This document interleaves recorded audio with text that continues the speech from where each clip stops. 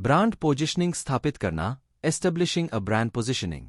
एक बार brand positioning strategy तैयार हो जाने के बाद मार्केटर्स को इसे ऑर्गेनाइजेशन में सभी के साथ कम्युनिकेट करना चाहिए ताकि यह उनके वर्ड्स और एक्शंस को गाइड करे। ऐसा करने के लिए एक helpful schematic brand positioning bullseye है। Marketing memo constructing a brand positioning bullseye एक तरीका बताता है जिससे मार्केटर्स बिना किसी स्टेप्स को स्किप किए फॉर्मली ब्रांड पोजिशनिंग को एक्सप्रेस कर सकते हैं। अक्सर एक गुड पोजिशनिंग में कई पॉड्स और पॉप्स होते हैं। उनमें से अक्सर 2 या 3 वास्तव में कम्पिटिटिव बैटलफील्ड को डिफाइन करते हैं और उनका केयरफुली एनालिसिस और डेवलपमेंट किया जाना चाहिए।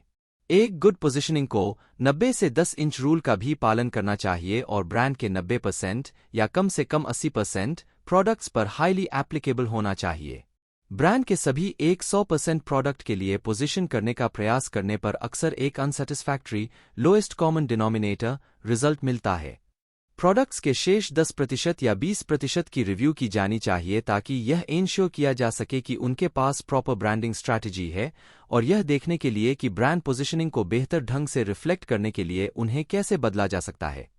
श्रेणी सदस्यता का संचार करना, कम्युनिकेटिंग कैटेगरी मेंबरशिप।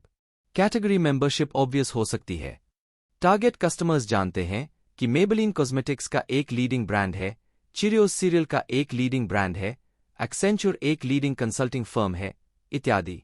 जब कोई प्रोडक्ट न्यू होता है तो मार्केटर्स को कंज्यूमर्स को ब्रांड की कैटेगरी मेंबरशिप के बारे में इन्फॉर्म करना चाहिए। कभी कभी कंज्यूमर्स कैटेगरी मेंबरशिप को जान सकते हैं लेकिन यह कन्विंस नहीं हो सकते कि ब्रांड कैटेगरी का वैलिड मेंबर है। उन्हें पता हो सकता है कि HP डिजिटल कैमरास प्रोड्यूस करता है लेकिन वे इस बारे में सर्टेन नहीं हो सकते हैं कि HP कैमरास कैनॉन और सोनी द्वारा बनाए गए कैमरास के सैम क्लास में हैं या नहीं। इस इंस्टेंस में HP कैटेगरी मेंबरशिप को रीइंफोर्स करना उपयोगी समझ सकता है। ब्रद्स कभी कभी उन कैटेगरीज से अफिलिएटेड होते हैं जिनमें उनकी मेंबरशिप नहीं होती है। यह अप्रोच ब्रांड के पॉइंट ऑफ डिफरेंस को हाईलाइट करने का एक तरीका है, बशर्ते कंज्यूमर्स इसकी एक्चुअल मेंबरशिप को जानते हों।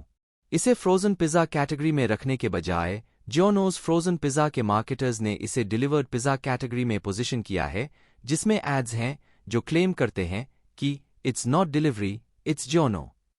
इसी तरह पे चैनल HBO ने अपने प्रीमियम फी को जस्टिफाई करने के लिए ओरिजिनल एजी प्रोग्रामिंग डेवलप की है, it's not TV, it's HBO slogan को अपनाते हुए। ब्रांड पोजिशनिंग बुलसाई का निर्माण, constructing a brand positioning bullseye. एक ब्रांड बुलसाई ऑर्गेनाइजेशन में सभी की ब्रांड की पोजिशनिंग की समझ को इंप्रूव करने के लिए कंटेंट और कॉन्टेक्स्ट प्रोवाइड करता है। यहां हम एक हाइपोथेटिकल स्टारबक्स एग्जाम्पल को देखते हैं। इनर टू सर्कल्स में बुलसाई का हार्ट होता है, की पॉइंट्स ऑफ पैरिटी और पॉइंट्स ऑफ डिफरेंस के साथ साथ ब्रांड भी। पॉइंट्स ऑफ पैरिटी और पॉइंट्स ऑफ डिफरेंस को खूब नैरो हुए बिना यथासंभव स्पेसिफिक बनाया जाना चाहिए। PG के बाउंटी पेपर टॉवल्स के लिए गिव्स कॉन्फिडेंस का एक पॉड, जिसे क्विकर पिकरअपर के नाम से जाना जाता है, helps to relieve tense situations के much more brand relevant POD की तुलना में बहुत ब्रॉड है। पॉइंट्स ऑफ पैरिटी और पॉइंट्स ऑफ डिफरेंस को उन बेनिफिट्स के टर्म्स में कंस्ट्रक्ट किया जाना चाहिए जो एक कस्टमर वास्तव में प्रोडक्ट या सर्विस से प्राप्त करेगा। पॉइंट ऑफ डिफरेंस के रूप में leading brand in the category इस प्रश्न का आंसर देने में विफल रहता है, इसमें कस्टमर के लिए क्या है? क्या लीडिंग ब्रांड होने से कस्टमर को अधिक peace of mind, greater convenience, more innovative products तक एक्सेस और या विनर के साथ जुड़ने से सोशल अप्रूवल या सेल्फ रिस्पेक्ट मिलता है? पॉइंट्स ऑफ डिफरेंस को पॉजिटिव, एस्पिरेशनल टर्म्स में भी बताया जाना चाहिए, जैसे irresistible taste, superior value, tireless customer service और unimpeachable trust. Points of parity को अक्सर मोर म्यूटेड टर्म्स में कहा जाता है ताकि उन पोटेंशियल डिफिशियंसीज को रिकॉग्नाइज किया जा सके जो वे रिप्रेजेंट करते हैं, जैसे सफिशिएंटली एक्सेसिबल, एप्रोप्रिएटली रेलेवेंट और फेयरली प्राइस्ड।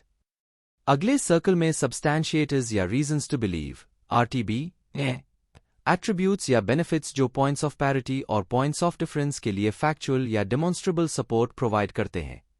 अंत में आउटर सर्कल में two other useful branding concepts होते हैं।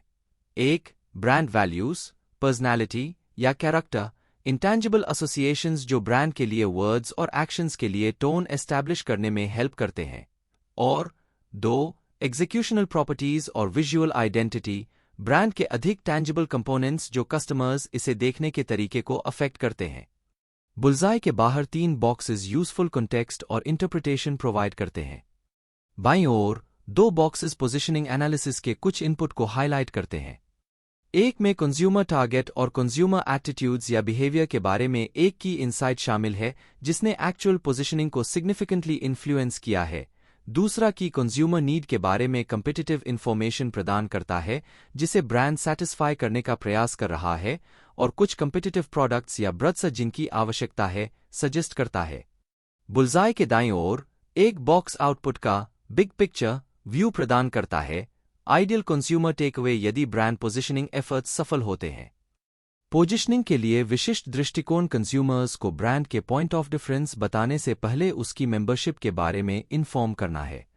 संभवतः कंज्यूमर्स को यह जानने की आवश्यकता है कि प्रोडक्ट क्या है और यह क्या फंक्शन सर्व करता है, यह तय करने से पहले कि यह उन ब्रड्स से सुपीरियर है जिनके साथ यह कॉम्पीट करता है। न्यू प्रोडक्ट्स के लिए इनिशियल एडवर्टाइजिंग अक्सर ब्रांड अवेयरनेस क्रिएट करने पर कॉन्सेंट्रेट करती है और subsequent advertising brand image create करने का प्रयास करती है। एलाई बैंक ने एक यूनिक पोजिशनिंग बनाने के लिए फाइनेंशियल इंस्टीट्यूशंस के अविश्वास का फायदा उठाया। एलाई फाइनेंशियल जीमैक फाइनेंशियल को एलाई फाइनेंशियल के रूप में रीब्रांडिंग करने और अपनी एलाई बैंक सब्सिडरी लॉन्च करने में फर्म ने शुरू में एक कैंपेन चलाई जिसमें एक सूट में एक स्मामी आदमी जो सिंबॉलिकली विशिष्ट बैंक का प्रतिनिधित्व करता था, अनसस्पेक्टिंग चिल्ड्रन के साथ मीन व्यवहार करता था जो सिंबॉलिकली विशिष्ट बैंक कस्टमर्स का प्रतिनिधित्व करते थे। आइडिया एलाई बैंक को सिंपल और डायरेक्ट दिखाने का था। एक एड में स्लिक स्पोक्सपर्सन 2 यंग गर्ल्स के साथ एक स्मॉल टेबल पर बैठा था, उनमें से एक से पूछ रहा था कि क्या वह पोनी चाहती है। जब लड़की ने हाँ कहा तो उसने उसे एक छोटा टॉय पोनी दिया। जब दूसरी लड़की ने हाँ कहा तो उसने उसे एक असली पोनी दी। स्पष्ट रूप से अनहैप्पी पहली लड़की ने पूछा कि उसे असली पोनी क्यों नहीं मिली और आदमी ने जवाब दिया, you didn't ask. Initial awareness establish करने के बाद कैंपेन ने your money needs an ally theme के साथ अपनी स्ट्रेट फॉरवर्ड पोजिशनिंग डेवलप की और कस्टमर्स की एलाई बैंक में मशीन्स के बजाय ह्यूमन्स तक पहुंचने की क्षमता का टाउटिंग करते हुए कई फॉलोअप एड्स रिले किए।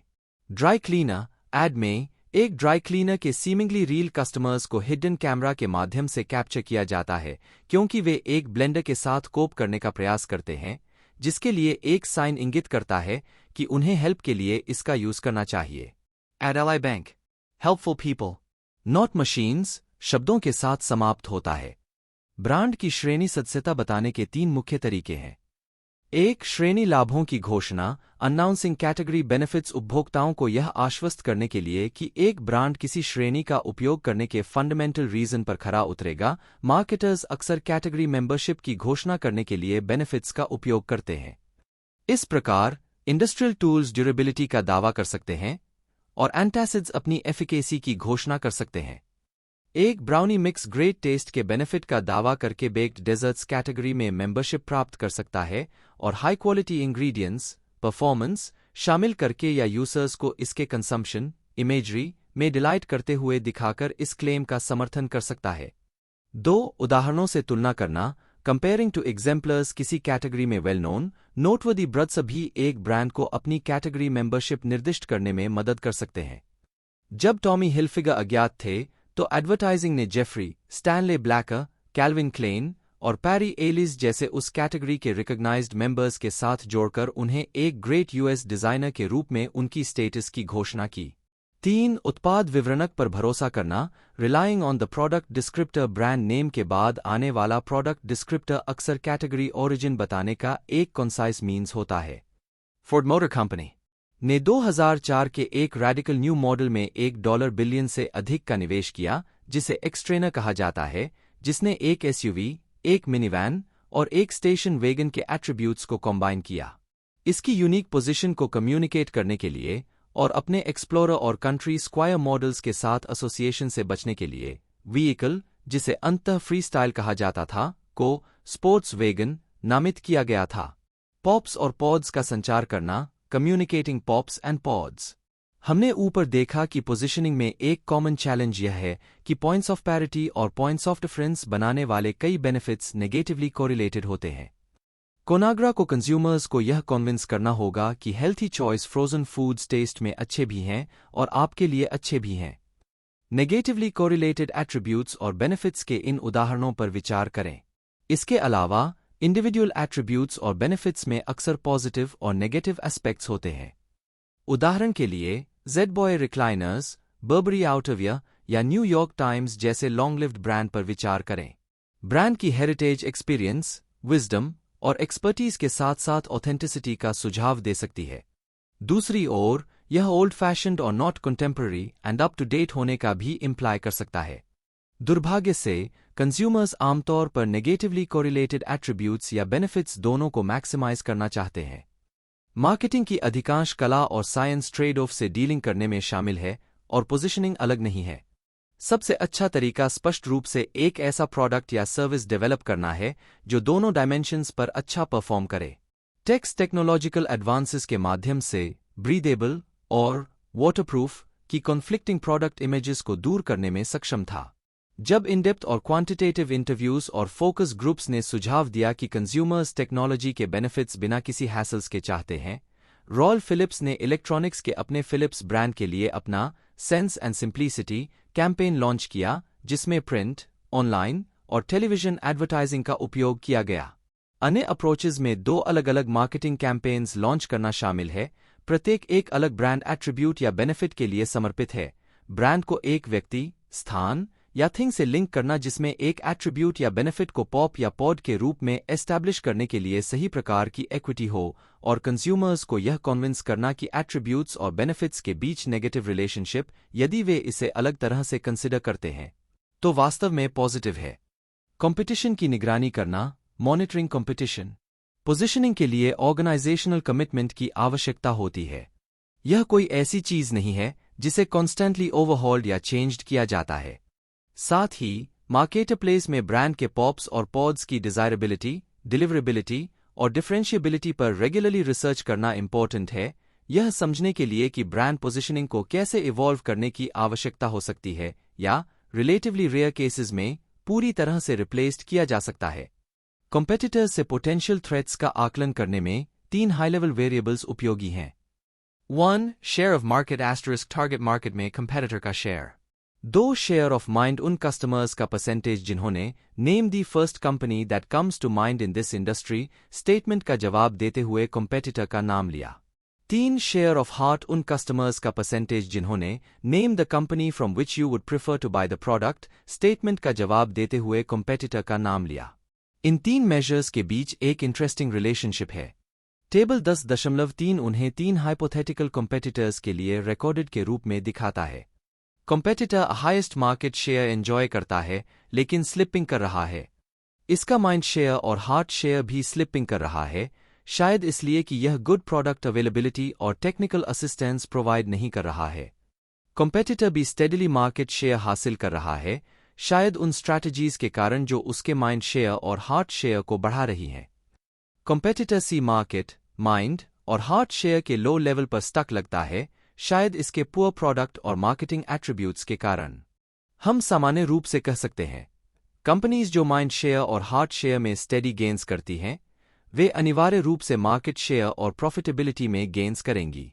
कार्मैक्स, टिम्बरलैंड, जॉर्डन्स फर्नीचर, वेगमैन्स और जैसी फर्म्स कस्टमर्स और उनके सभी कॉन्स्टिट्यूएंट्स को सैटिस्फाई करने के लिए इमोशनल, एक्सपीरियंशियल, सोशल और फाइनेंशियल वैल्यू प्रदान करने के बेनिफिट्स प्राप्त कर रही हैं। पोजीशनिंग के वैकल्पिक दृष्टिकोण, अल्टरनेटिव अप्रोचेस टू पोजीशनिंग। इस चैप्टर में हमने जिस कम्पिटिटिव ब्रांड पोजीशनिंग मॉडल की रिव्यू की है, वह इन-डेप्थ कंज्यूमर, कंपनी और कम्पिटिटिव एनालिसिस के आधार पर पोजीशनिंग के अप्रोच का एक स्ट्रक्चर्ड तरीका है। कुछ मार्केटर्स ने हाल के वर्षों में लेस स्ट्रक्चर्ड अप्रोचेस प्रपोज किए हैं जो एक ब्रांड को पोजीशन करने के तरीके के बारे में प्रोवोकेटिव आइडियाज ऑफर करते हैं। हम यहां उनमें से कुछ को हाईलाइट करते हैं। ब्रांड नैरेटिव्स और कहानी कहना, brand narratives and story telling. Specific attributes या बेनिफिट्स की आउटलाइन करने के बजाय कुछ मार्केटिंग एक्सपर्ट्स एक ब्रांड को पोजीशन करने को एक नैरेटिव या स्टोरी बताने के रूप में डिस्क्राइब करते हैं। कंपनीज को किसी प्रोडक्ट या सर्विस के पीछे की स्टोरी के बारे में सोचने से प्राप्त होने वाली रिचनेस और इमेजिनेशन पसंद है। अपनी मार्केटिंग और पोजीशनिंग को शार्प करने में हेल्प करने के लिए जिम बीम ने अपने नेमसेक जिम बीम और मेकर्स मार्क ब्रत्स के साथ द मॉथ प्रोफेशनल स्टोरीटेलर्स का एक ग्रुप, जिसे वीकली पब्लिक रेडियो ब्रॉडकास्ट के लिए जाना जाता है, को अपनी मार्केटिंग टीम्स की 3-डे बायएन्युअल गैदरिंग को किक ऑफ करने के लिए हायर किया। रैंडल रिंगर और माइकल थिबोडो नैरेटिव ब्रांडिंग को डीप मेटाफोर्स पर आधारित मानते हैं, जो लोगों की मेमोरीज, एसोसिएशंस और स्टोरीज से कनेक्ट होते हैं। वे नैरेटिव ब्रांडिंग के 5 एलिमेंट्स की पहचान करते हैं। 1. वर्ड्स और मेटाफोर्स के संदर्भ में ब्रांड स्टोरी। 2. कंज्यूमर जर्नी या जिस तरह से कंज्यूमर्स समय के साथ ब्रांड के साथ एंगेज करते हैं और टच पॉइंट्स जहां वे इसके कॉन्टैक्ट में आते हैं। 3. ब्रांड के लिए विजुअल लैंग्वेज और एक्सप्रेशन। 4. जिस तरीके से नैरेटिव को एक्सपीरियंशियली एक्सप्रेस किया जाता है या ब्रांड सेंसेस को एंगेज करता है। और 5. वह रोल जो ब्रांड कंज्यूमर्स के जीवन में निभाता है। लिटरेरी कन्वेंशन और ब्रांड एक्सपीरियंस के आधार पर वे ब्रांड स्टोरी के लिए निम्नलिखित फ्रेमवर्क भी प्रदान करते हैं। सेटिंग, टाइम, प्लेस और कॉन्टेक्स्ट।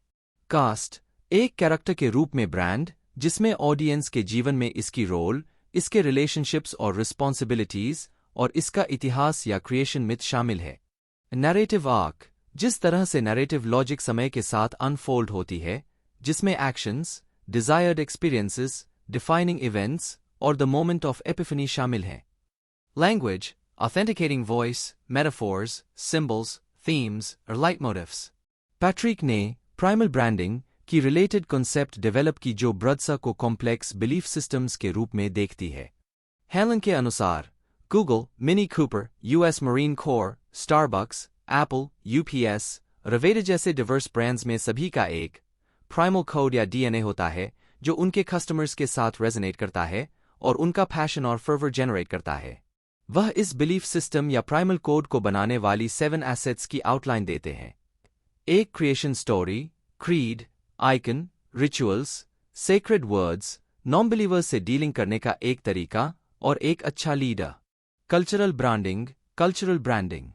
डगलस होल्ट का मानना है कि कंपनियों को आइकॉनिक लीडरशिप ब्रत्स बनाने के लिए कल्चरल नॉलेज को असेंबल करना चाहिए, कल्चरल ब्रांडिंग प्रिंसिपल्स के अनुसार स्ट्रैटेजाइज करना चाहिए और कल्चरल एक्सपर्ट्स को हायर और ट्रेन करना चाहिए। यूनिवर्सिटी ऑफ विस्कॉन्सिन के क्रेग थॉम्सन ब्रत्सा को सोशियोकल्चरल टेम्पलेट्स के रूप में देखते हैं, ब्रत्सा को कल्चरल रिसोर्सेज के रूप में इन्वेस्टिगेट करने वाले रिसर्च का हवाला देते हुए। उदाहरण के लिए ESPN zone restaurants competitive masculinity का लाभ उठाते हैं और American Girl dolls mother daughter relationships और cross generational transfer of femininity का लाभ उठाती हैं। एक्सपर्ट्स जो कंज्यूमर्स को एक्टिवली ब्रांड मीनिंग और पोजिशनिंग को को-क्रिएटिंग करते हुए देखते हैं, इसे ब्रांड विकिफिकेशन भी कहते हैं, यह देखते हुए कि विकी सभी वॉक्स ऑफ लाइफ और पॉइंट्स ऑफ व्यू के कंट्रीब्यूटर्स द्वारा लिखे जाते हैं। छोटे व्यवसाय के लिए पोजिशनिंग और branding, positioning and branding for a small business. सीमित रिसोर्सेज और बजट्स वाले स्मॉल बिजनेस के लिए ब्रत्स बिल्ड करना एक चैलेंज है। फिर भी ऐसे एंटरप्रेनर्स की कई सक्सेस स्टोरीज मौजूद हैं, जिन्होंने अपने ब्रत्स को एसेंशियली स्क्रैच से पावर हाउस ब्रत्स बनने तक बिल्ड किया है। यूनिक्लो की ग्लोबल सक्सेस पर विचार करें।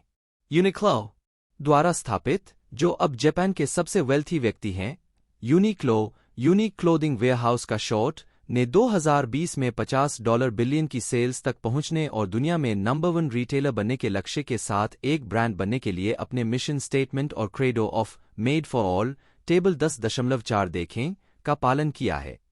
यूनिक्लो अलग दिखता है, अलग न दिखकर। अपने अर्ली डेज में गैप और उसके one time president Mickey Drexler से हेविली इंस्पायर्ड होकर कंपनी स्पष्ट रूप से कहती है कि वह एवर चेंजिंग ट्रेंड्स का पीछा करने वाले फैशन गेम में नहीं रहना चाहती। स्ट्रॉन्ग टेक्नोलॉजी एम्फोसिस के साथ कंपनी कॉन्टिन्यूअल प्रोसेस इंप्रूवमेंट और नए इनोवेटिव प्रोडक्ट्स के क्रिएशन पर फोकस करती है। Fleece, synthetic thermal underwear, down jackets, jeans और अन्य बेसिक्स का इसका सिग्नेचर मिक्स प्रत्येक टाइप के प्रोडक्ट के एसेंस को कैप्चर करने के लिए डिजाइन किया गया है। यूनिक्लो को लगता है कि यह अपने कस्टमर के एवरीडे लाइव्स के लिए परफेक्ट कंपोनेंट्स प्रोवाइड करता है, ऐसे प्रोडक्ट्स जिन्हें वे अपने यूनिक एक्सप्रेशंस क्रिएट करने के लिए अलग अलग तरीकों से कॉम्बाइन कर सकते हैं। कंपनी की मार्केटिंग स्ट्रैटेजी कस्टमर्स के साथ कनेक्ट होने और उन्हें स्टोर्स में लाने के लिए एक्टिव सोशल मीडिया कैंपेन्स को एग्रेसिव इन स्टोर एक्टिविटीज के साथ कॉम्बाइन करती है। जब रिसोर्सेज लिमिटेड होते हैं तो मार्केटिंग प्रोग्राम्स में फोकस और कंसिस्टेंसी क्रिटिकली इंपॉर्टेंट हो जाते हैं। क्रिएटिविटी भी पैरामाउंट है। कंज्यूमर्स के लिए प्रोडक्ट्स के बारे में न्यू आइडियाज मार्केट करने के नए तरीके खोजना। यहाँ स्मॉल बिजनेसेस के लिए कुछ स्पेसिफिक ब्रांडिंग गाइडलाइंस दी गई हैं। एक कंपेलिंग प्रोडक्ट या सर्विस परफॉर्मेंस एडवांटेज खोजें। किसी भी ब्रांड की तरह प्रोडक्ट या सर्विस परफॉर्मेंस में डेमोन्स्ट्रेबल मीनिंगफुल डिफरेंसेस सक्सेस की हो सकती हैं।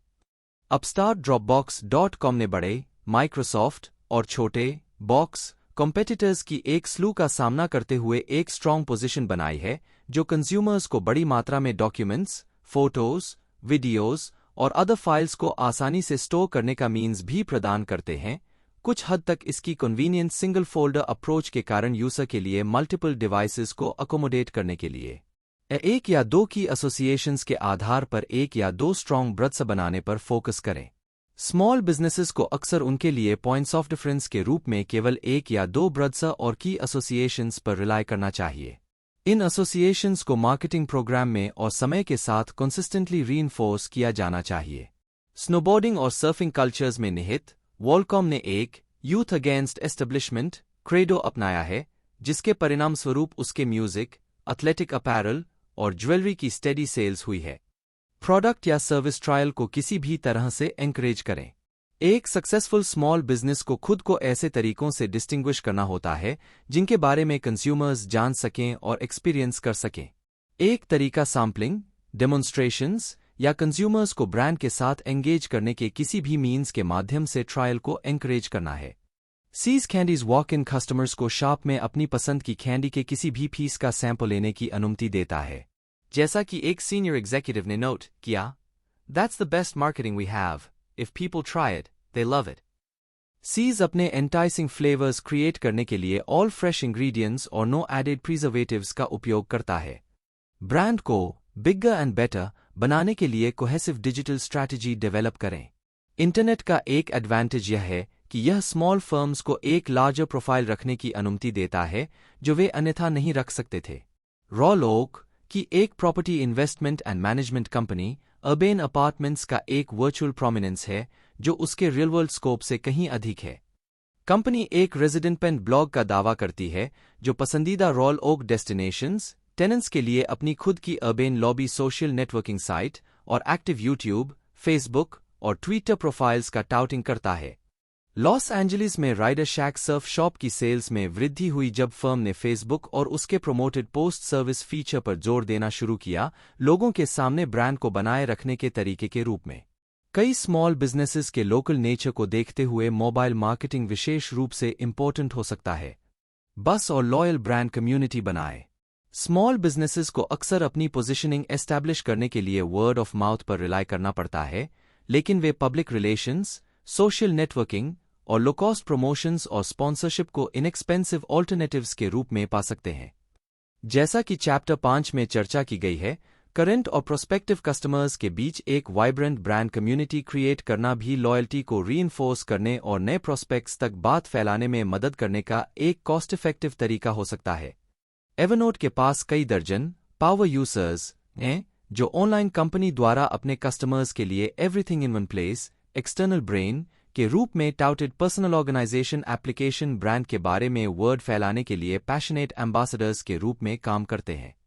ब्रांड एलिमेंट्स के एक वेल इंटीग्रेटेड सेट को एम्प्लॉय करें। टैक्टिकली, स्मॉल बिजनेसेस के लिए सभी टाइप्स के ब्रांड एक्विटी ड्राइवर्स के कंट्रीब्यूशन को मैक्सिमाइज करना इंपॉर्टेंट है।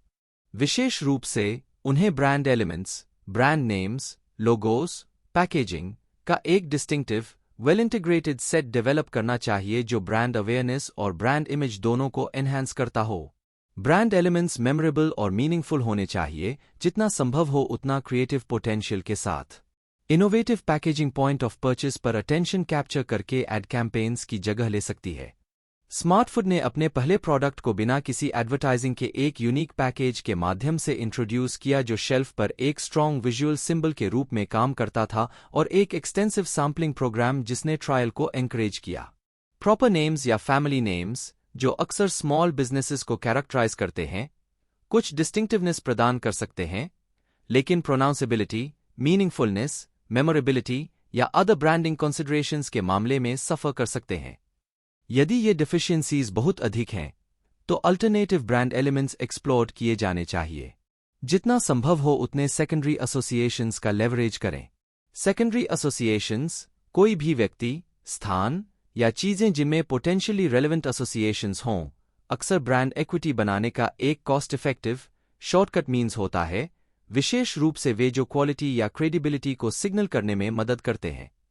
1996 में डेरियस बिकॉफ ने स्मार्ट वाटर नामक बॉटल्ड वाटर की इलेक्ट्रोलाइट एनहांस्ड लाइन लॉन्च की, जिसके 2 साल बाद विटामिन वेटर इंट्रोड्यूस किया गया, जो प्लेन बॉटल्ड वाटर का एनहांस्ड और फ्लेवर्ड अल्टरनेटिव था, और उसके 2 साल बाद फ्रूट वाटर इंट्रोड्यूस किया गया।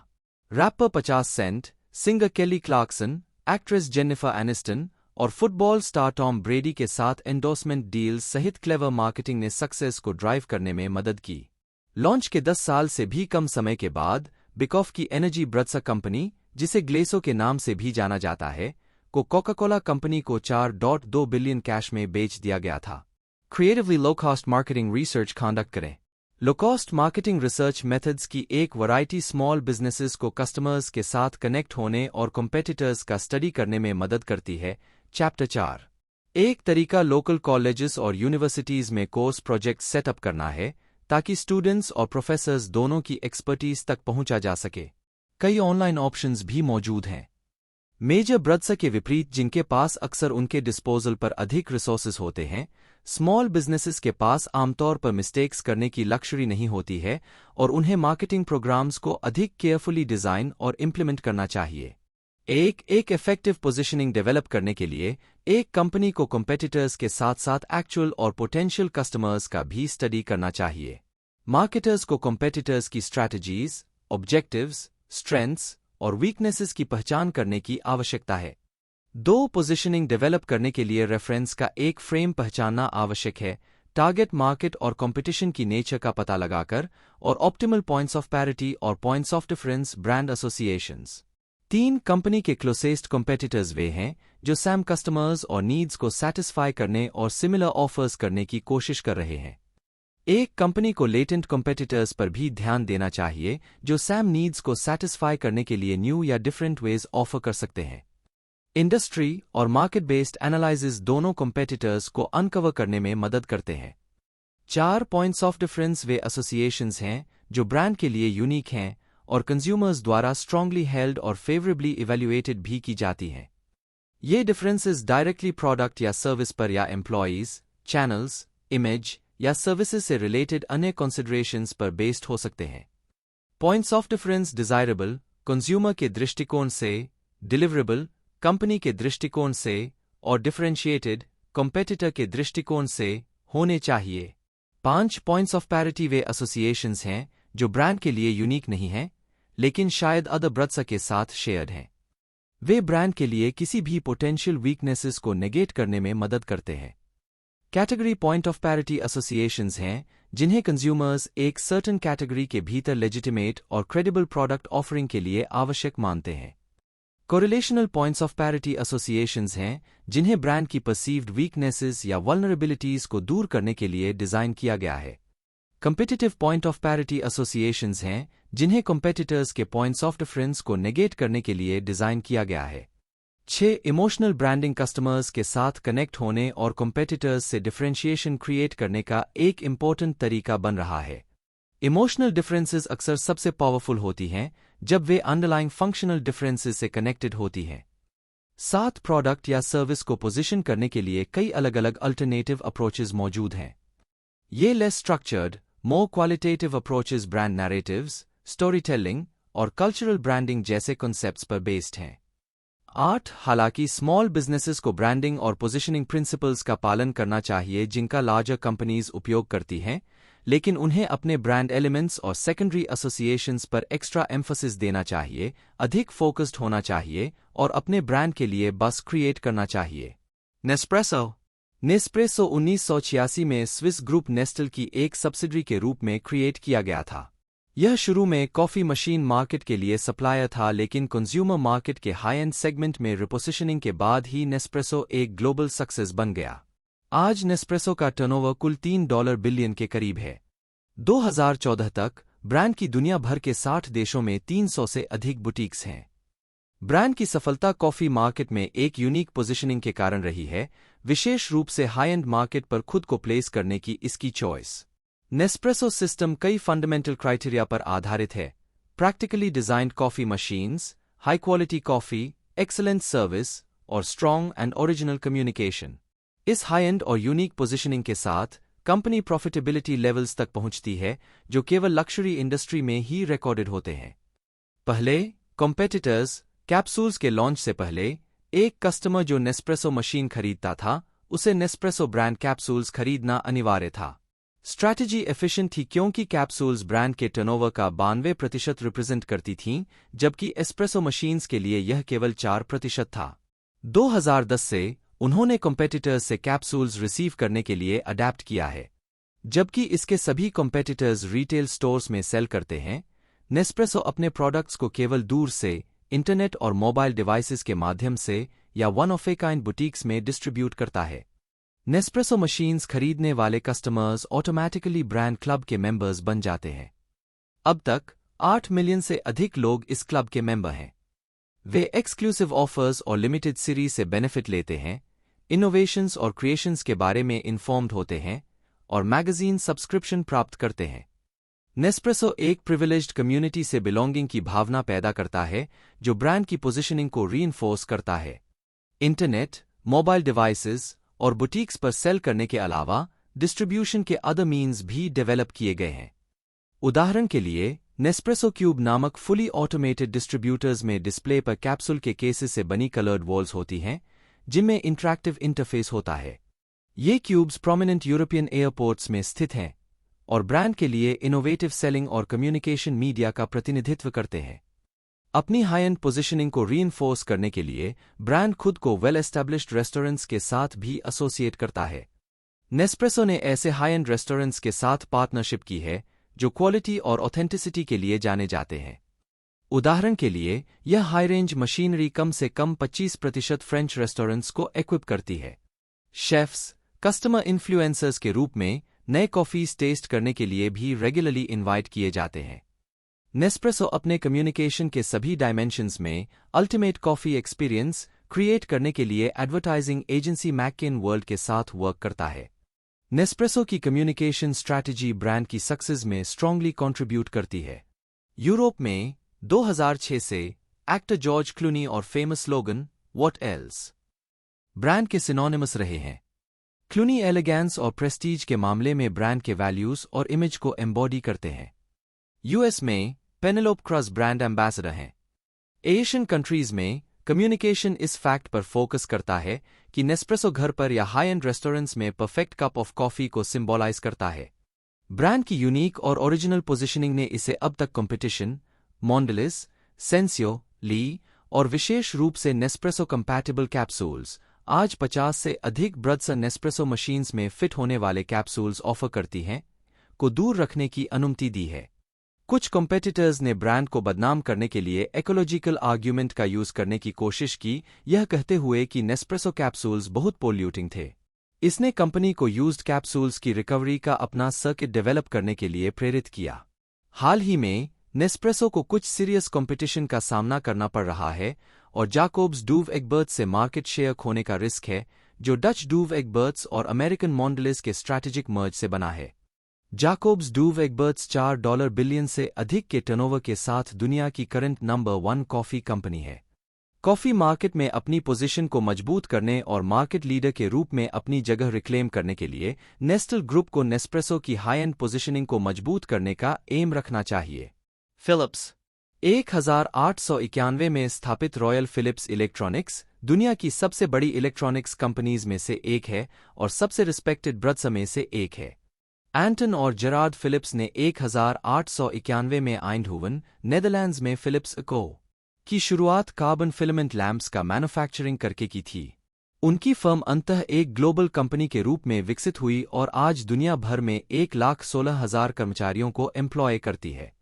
Medical diagnostic imaging, patient monitoring systems, energy efficient lighting solutions और पर्सनल वेलबीइंग के लिए लाइफस्टाइल सॉल्यूशंस में मार्केट लीडर। फिलिप्स 100 से अधिक देशों में 50,000 से अधिक प्रोडक्ट्स का मैन्युफैक्चरिंग करता है, जिसमें यह सेल्स और सर्विस आउटलेट्स भी ऑपरेट करता है। 2014 में फर्म ने लगभग $30.97 बिलियन की सेल्स की रिपोर्ट की। यह 100 देशों में और 35 से अधिक लैंग्वेजेस में प्रोडक्ट कंटेंट और सपोर्ट ऑफर करता है। ग्लोबल आउटरीच और कई क्षेत्रों में प्रोडक्ट्स के साथ फिलिप्स को ग्लोबल ब्रांड के रूप में अपनी रेप्यूटेशन को मजबूत करने के लिए एक borderless style of brand management develop करने की आवश्यकता है। कंपनी ने ऐसा करने के कई अलग अलग तरीकों के साथ एक्सपेरिमेंट किया है। फिलिप्स की ब्रांडिंग तब शुरू हुई जब एंटन फिलिप्स ने फिलिप्स को के इनिशियल लेटर्स का उपयोग करके कंपनी के लिए एक लोगो क्रिएट किया। फिलिप्स शब्द उसके मेटल फिलामेंट लैंप्स के ग्लास पर भी दिखाई दिया। 1898 में डच नेशनल कॉस्ट्यूम्स की वैरायटी दिखाने वाले पोस्ट कार्ड्स का यूज मार्केटिंग टूल्स के रूप में किया जाता था, जिसमें फिलिप्स शब्द के लेटर्स प्रत्येक कार्ड के टॉप पर लाइट बल्ब्स की एक रो में प्रिंट होते थे। 1926 में फिलिप्स ने एक सिंबल इंट्रोड्यूस किया जिसमें वेव्स और स्टार्स थे। वेव्स रेडियो वेव्स को सिंबलाइज करती थीं और स्टार्स इवनिंग स्काई को रिप्रेजेंट करती थीं, जिसके माध्यम से वे रेडियो वेव्स ट्रैवल करती हैं। 1930 में वेव्स और स्टार्स को डिजाइन के हिस्से के रूप में एक सर्कल में एनक्लोज किया गया था। वेल नोन सर्कुलर एम्बलम्स के ओनर्स के साथ लीगल प्रॉब्लम से बचने और एक ऐसा ट्रेडमार्क खोजने के लिए जो फिलिप्स के लिए यूनिक हो, कंपनी ने अंततः सर्कल और वर्ड मार्क सहित एक शील्ड क्रिएट किया, जिसका यूज इसने 1930 के दशक से कंसिस्टेंटली किया है। हालांकि मार्केटिंग और एडवर्टाइजिंग प्रोडक्ट्स में अलग अलग रही है। 1930 और 1995 के बीच सभी एडवर्टाइजिंग और मार्केटिंग कैंपेन्स प्रोडक्ट लेवल पर लोकल मार्केट बेसिस पर कैरीड आउट की जाती थीं। इस प्रकार कंपनी ने खुद को एक साथ कई अलग अलग मार्केटिंग कैंपेन्स चलाते हुए पाया और कंपनी के ग्लोबल रिप्रेजेंटेशन की अनुमति नहीं दी। 1970 और 1995 के बीच फिलिप्स को अपकमिंग जापानीज इलेक्ट्रॉनिक्स कंपनीज से भी कड़ी कंपटीशन का सामना करना पड़ा, जिन्होंने इसकी मार्केट शेयर में कटौती की। क्योंकि उनके पास लार्ज ऑटोमेटेड प्लांट्स थे, Japanese companies inexpensive consumer electronics के साथ मार्केट्स में फ्लड करने में सक्षम थीं। इसके लिए फिलिप्स को अपने लेस प्रॉफिटेबल कारखानों को बंद करना पड़ा और लार्जर और मोर इफेक्टिव यूनिट्स क्रिएट करना शुरू करना पड़ा। कंपनी ने डिफेंस और होम अप्लायंसेस में अपनी बिजनेस यूनिट्स को भी बंद कर दिया, जो उसके को बिजनेस से डायरेक्टली रिलेटेड नहीं थे। कॉस्ट्स कम करने के लिए इसने एट और सिमेंस एजी सहित अन्य लार्ज कॉर्पोरेशंस के साथ अपने R&D एक्सपेंसेस शेयर करना शुरू किया। फिलिप्स हमेशा अपनी टेक्नोलॉजिकल प्राउएस और इनोवेट करने की क्षमता के लिए जाना जाता रहा है। इसे radio, audio cassette, video cassette recorder, VCR, compact disc, CD और डिजिटल वीडियो डिस्क, DVD सहित इनोवेटिव प्रोडक्ट्स की इंट्रोडक्शन का श्रेय दिया जाता है। हालांकि कंपनी के लिए केवल टेक्नोलॉजी को नए और इनोवेटिव तरीकों से यूज करने में सक्षम होना ही पर्याप्त नहीं था। यह एक ग्लोबल ब्रांड बनना चाहता था और इस विचार को चैंपियन करना चाहता था कि टेक्नोलॉजी लोगों के जीवन को इम्प्रूव करेगी। इस उद्देश्य के लिए फिलिप्स ने एक नया branding campaign let's make things better शुरू किया, जिसने टेक्नोलॉजिकल सॉल्यूशंस के माध्यम से लोगों के जीवन को इम्प्रूव करने पर जोर दिया। कंपनी ने कैंपेन को सभी मार्केट्स में ग्लोबली रोल आउट किया और कैंपेन को अपने सभी प्रोडक्ट्स से रिलेटेड किया। इसने पूरी कंपनी को एक साथ लाया, एम्प्लॉयीज को बिलोंगिंग की भावना दी और एक्सटर्नल ऑडियंस के लिए एक यूनिफाइड कंपनी लुक प्रदान किया। कैंपेन का प्राइमरी ऑब्जेक्टिव लोगों के साथ फिलिप्स को कनेक्ट करने में हेल्प करना था और इस एंडेवर में यह सफल रहा। फिर भी मैनेजमेंट टीम इस बात को लेकर कंसर्न थी कि कैंपेन उसके प्रोडक्ट्स की डिजाइन एक्सेलेंस या टेक्निकल सुपीरियरिटी को कॉन्वे नहीं करती थी। कंज्यूमर्स की परसेप्शंस की पहचान करने के लिए फिलिप्स ने दुनिया भर में फिलिप्स के कस्टमर्स रहे 1650 से अधिक कंज्यूमर्स और 180 कंपनीज का एक मार्केट रिसर्च स्टडी किया। ब्रांड एक्विटी को मेजर करने के लिए इसने 26,000 रिस्पोंडेंट्स के बीच रिसर्च भी की। फोकस ग्रुप्स और क्वेश्चनियर्स ने फिलिप्स ब्रांड को आगे बढ़ाने के लिए न्यू राउट्स की पहचान करने और टेस्ट करने में और कंपनी को अपनी करंट मार्केट पोजीशन को बेहतर ढंग से समझने में एनेबल करने में मदद की। रिजल्ट से पता चला कि कंज्यूमर्स का मानना था कि वे फिलिप्स के प्रोडक्ट्स पर रिलाय कर सकते हैं और यह कि कंपनी चीजों को बेहतर बनाने के अपने प्रॉमिस पर खरी उतरती है। कंपनी ने यह भी डिस्कवर किया कि उसके कोर टारगेट ग्रुप में 35 से 55 वर्ष के बीच के वेल एजुकेटेड और एफ्लुएंट डिसीजन मेकर्स शामिल थे। यह ग्रुप आमतौर पर न्यू टेक्नोलॉजी द्वारा क्रिएट की जाने वाली अननेसेसरी परेशानी को नापसंद करता था और सभी क्षेत्रों में सिंप्लिसिटी और एफिशिएंसी को वैल्यू करता था। इसके मेंबर्स ऐसी टेक्नोलॉजी चाहते थे जो खुद पर ध्यान आकर्षित किए बिना काम कर सके और अपनी न्यू परचेसेस को आजमाने से पहले कॉम्प्लिकेटेड मैनुअल्स को पढ़ने और समझने की आवश्यकता से परेशान थे। फिलिप्स ने इस इन्फॉर्मेशन पर खुद को फिर से रीब्रांड करके काम किया। नए कैंपेन को सेंस एंड सिंप्लिसिटी कहा गया। एम्फसिस टेक्नोलॉजी को समझने की परेशानी के बिना टेक्नोलॉजी के बेनिफिट्स पर शिफ्ट हो गया और यह स्ट्रैटेजी अभी भी फिलिप्स जो कुछ भी करता है उसे कैरेक्टराइज करती है और कंपनी के मार्केट ओरिएंटेड नेचर को रिफ्लेक्ट करती है, यानी सब कुछ कस्टमर नीड्स और कंज्यूमर इंसाइट्स को पूरा करने के लिए डिजाइन किया गया है। Sense and simplicity campaign 3 premises पर बेस्ड था। पहला, प्रोडक्ट्स कंज्यूमर के इर्द-गिर्द डिजाइन किए जाते हैं। दूसरा, उन्हें एक्सपीरियंस करना ईजी है। और तीसरा, वे एडवांस्ड हैं। फिलिप्स इन 3 प्रेमिसेस के आधार पर नए प्रोडक्ट्स डेवलप करना जारी रखता है और एडवर्टाइजमेंट्स के माध्यम से अपनी ब्रांड पोजीशन को कम्युनिकेट करता है जो रेलेवेंट और इंटरेस्टिंग कंटेंट के साथ को ग्रुप को टारगेट करता है। नई ब्रांड पोजीशनिंग एक सक्सेस साबित हुई है। 2014 में कंपनी ने इंटरब्रांड की एनुअल रैंकिंग में टोटल ब्रांड वैल्यू में 5% की वृद्धि हासिल की, जो इतने वर्षों में इसकी 11वीं वृद्धि है। 2004 में नए कैंपेन के लॉन्च से पहले टोटल ब्रांड वैल्यू का अनुमान 4.4 बिलियन था। 2014 तक यह दोगुने से भी अधिक बढ़कर 10.264 बिलियन हो गया था।